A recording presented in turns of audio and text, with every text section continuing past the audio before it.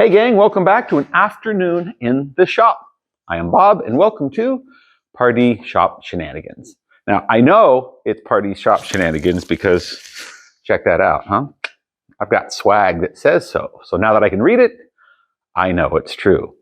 Thank you to Ladybug Creations. Beth, you did an awesome job with this design and transfer. I appreciate you. If you're interested in some swag, hit me up in the comments. I'll see what I can do to hook you up. Hey, I've been asked many times, Bob, do you actually finish projects or do you just start new projects? That's a fair question. If you've watched many of my videos on this channel, you'll see I have a lot going on.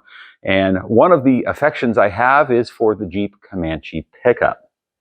So today we're going to take a look at Papa Smurf, the pickup that started my love for these little four-wheel drive units.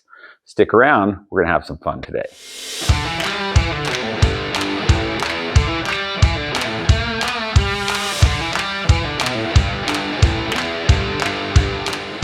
Well, here is the main topic of today's video. This is Papa Smurf. This is my 1989 Comanche pickup. When I bought it probably almost 7 years ago, it was a two-wheel drive.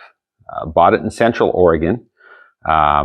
Did a little research on it. There's a registry on Comanche Club forum where a fella can pull up build sheets, and it turns out this was originally sold up in the Portland area near where we are now.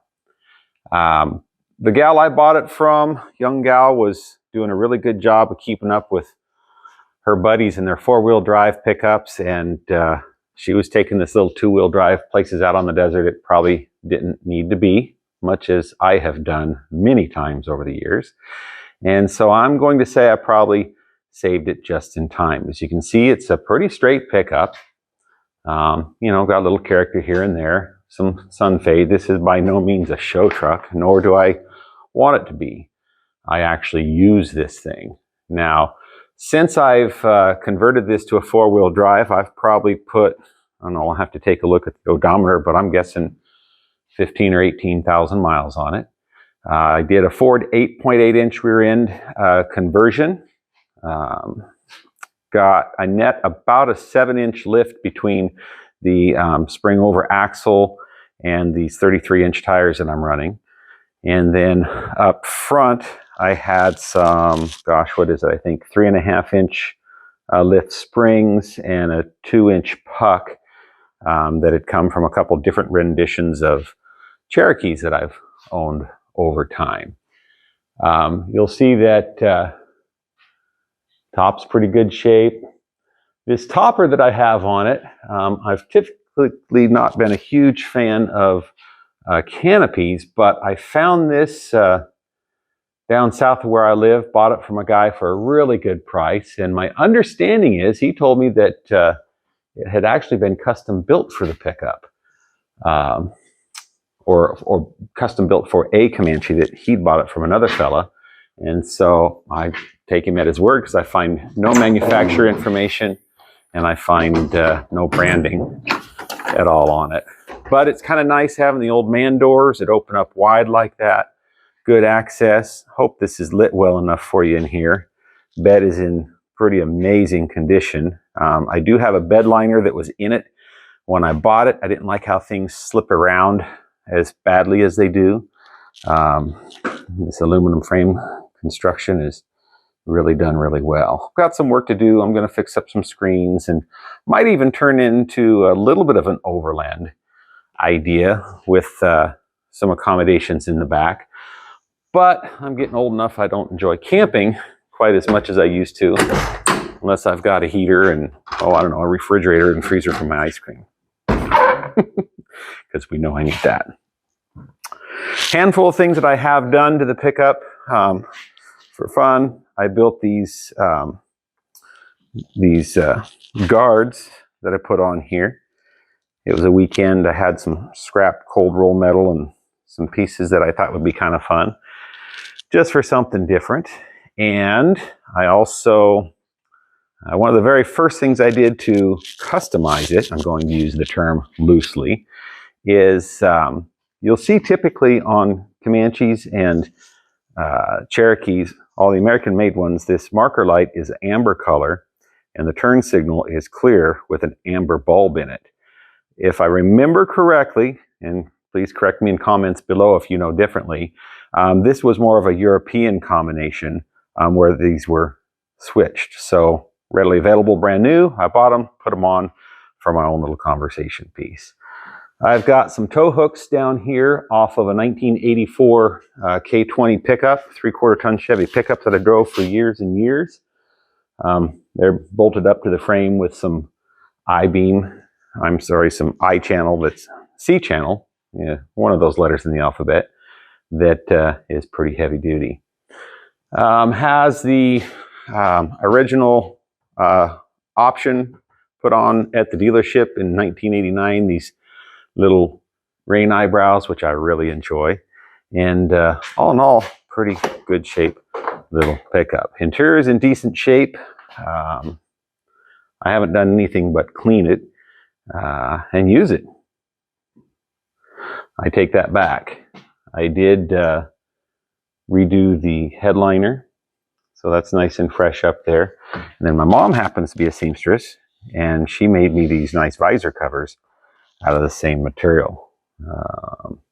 Let's take a little closer look at a handful of things. I think I'll do that with a tripod and not moving around quite so much. So as you can see, the interior is just bone stock original.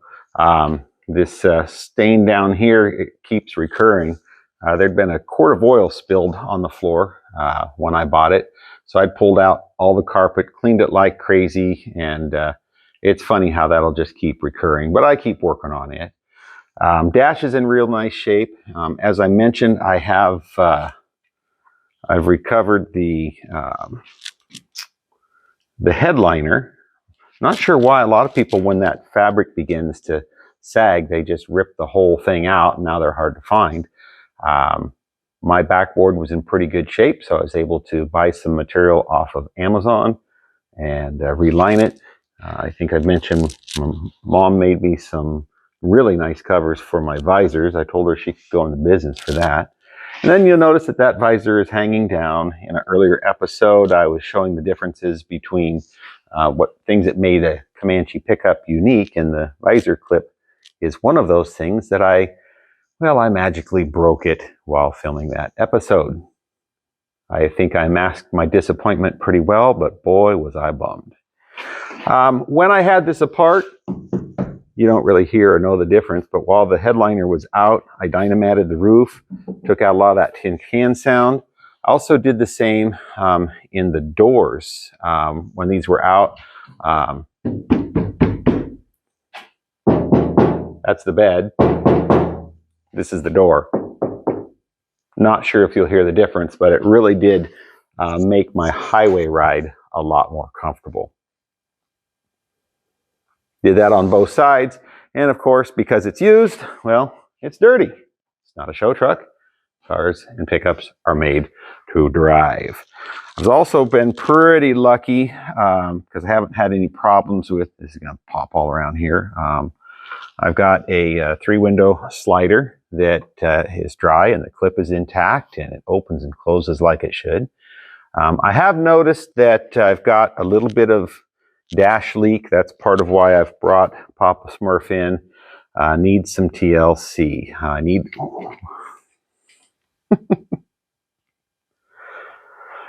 Sorry about that. I'm going to be pulling the seat, pulling the carpet, cleaning some things up, get things dried out really good, get up under the dash and see if I can find out. In the center, it appears that I've got a small leak, and I've got a drip that's coming down here. And on the driver's side, some issue there.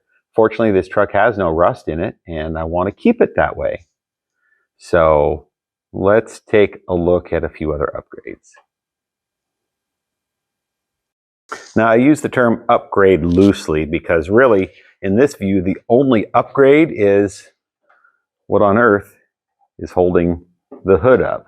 I invested in these shocks. It's a kit. I can't remember exactly where I got it. Kit that I put in that now I can open and close this like a normal vehicle. and I don't have that darn prop in my way when I get under the hood, because after all, with these Jeeps, we often have to get under the hood. Now this 4-liter Renix has, upwards of 250,000 miles on it. In fact, the odometer reads,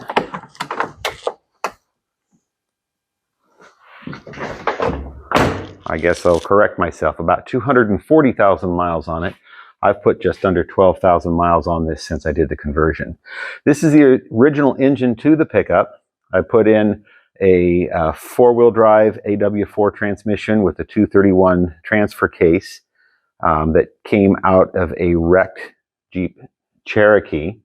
I picked up a Dana 35 that had been in the weeds for, I think, 35 bucks, and rebuilt it, 410 gears. I bought a Ford 8.8-inch rear end that also was in the dirt and the weeds for 50 bucks. Rebuilt it, also 410 gears. In hindsight, it probably would have been worth spending a little bit extra money, 250 bucks at a wrecking yard, and have gotten that 8.8-inch with a limited slip rear end. I didn't, so that's an upgrade I'd like to do someday. I'm having an overheating problem with this old girl right now. Just doesn't get driven enough. I think that I've got a bad water pump. Got this pulled out. I've had mice that get in this cotton picking air box. I hate mice. I don't dislike them. I hate them. I've got a little upgrade planned on something I'm going to do to keep mice out of the air box in the future. I'll share that with you, as well as servicing the truck toe to tail here in the next couple of weeks. So, you look around a little bit, you can find factory skid plates and some options off of Cherokees that'll bolt right onto these Comanches. As evidenced right here, I got this skid plate a couple years ago. I think I picked it up for 20 bucks on Craigslist. Bolts right on. I've heard some people complain about that causing some overheat problems. I've never had that issue. I've lived in snow country, and I've been really thankful to have that, because I didn't have it pulling snow up into the engine compartment. And one of the things I do want to do as an upgrade is I want to mount a winch, but I don't want something hanging out the front of here. I like the looks. I like the clean lines. So I'm going to do a hidden winch. Bumper will come off. Balance will come off from underneath there. Have some fabrication work to do. I'm going to see what I can do to build a nice, clean, hidden winch that doesn't stand out like a sore thumb. Let's go take a look at some more of Papa Smurf's undercarriage. Okay, I mentioned I'm running a just a stock Dana 30. It's a high pinion Dana 30, nothing special. It's got 410 gears in it. And then I have adjustable lower control arm and upper control arm, if you can see it up in there. I got those years ago in a Cherokee, or I built a Cherokee that was my driver up until it got into an argument with a newer Chevy pickup, and it lost, but I was able to get lots of good parts out of it. And then underneath here, NP231 transfer case. I did take a front drive shaft from Cherokee for the CV joint, and then had this drive line built at a farm supply shop of all places. I think I paid 150 bucks. Does the trick just fine.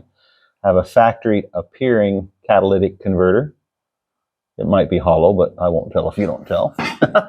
Pass inspection, that's all I care about. And then this 8.8-inch rear end, as I mentioned, spring over axle, again 410 gears. Let's take a look at the back at a couple things I did for the brakes with this Ford rear end. So this is probably not a really great shot, but I've got disc brakes all around, which is nice, and this happens to be the brake line for the left-hand side for Ford Ranger, I believe it is. So I bought two left-hand brake lines, and then what I did is I actually cut the tab, flipped it around. I might be able to find a picture or two to put up later. Otherwise, let me know. I'll email them to you. And then I mounted this right up under here on below the spring mount, because it kept this hose out of the way. I've seen others dangling down here. That was bothersome to me. I didn't want to hang it up on anything. And so you can see that one. And with my high-tech lighting system, that one, they're both tucked up nice out of the way. Also, I did the delete. Well, I did the delete of the load sensing, load proportioning valve, and that's just a bypass now, and worked out really well. Another upgrade I do want to build one day is I want to do some sliders, and not because I take this out to beat the snot out of it, but because when I do take it out, it's got a few love kisses here and there, a little bit of custom pinstriping. But when I do take it out, I don't want to destroy it. You know, if this was a rusted out old junker, you betcha, let's just go out and have some fun. But this old girl is still pretty straight, pretty clean, and I want to try to keep it that way. One quick item to note is this was a red header. When I bought it, the fiberglass was broken and pushed in. This was red, and I bought it and with some rattle can paint, GM Sapphire Blue, I think it's called. Pretty darn close match for just a rattle can. Obviously, this is pretty faded out still.